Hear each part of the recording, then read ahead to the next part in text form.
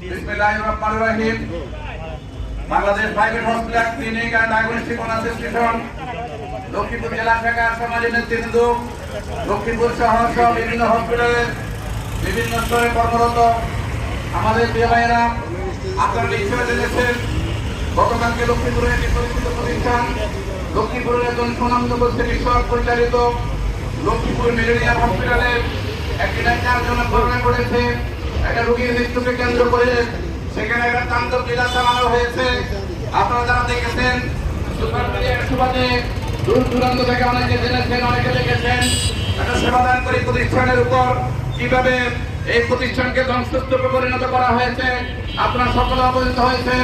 আর এই প্রতিবাদে Bangladesh private hospital clinic এবং ডায়াগনস্টিক অ্যাসোসিয়েশন কেন্দ্রের নির্দেশনায় এবং লক্ষ্মীপুর জেলা শাখার আয়োজনে আজকের মানববন্ধনে সম্মানিত মিডিয়ার ভাইয়েরা, সম্মানিত সাংবাদিক বন্ধু, পুলিশ বাহিনীর সম্মানিত সদস্যবৃন্দ, আমরা একটা পরিষ্কার বার্তা দিতে চাই।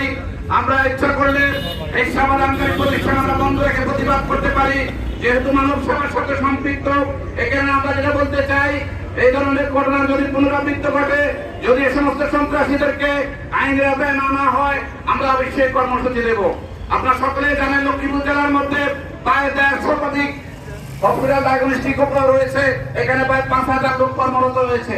আমরা সেবাদানকারী প্রতিষ্ঠান হিসেবে কথা বলতে চাই, লক্ষ্মীপুর না, সারা বাংলাদেশের কোনো প্রতিষ্ঠানেরা চায় না তার এই প্রতিষ্ঠান থেকে কোনো রোগী এখানে অবহেলার শিকার হয়, সেবা না নিয়ে এবং মৃত্যুজনিত কোনো কারণ করতে।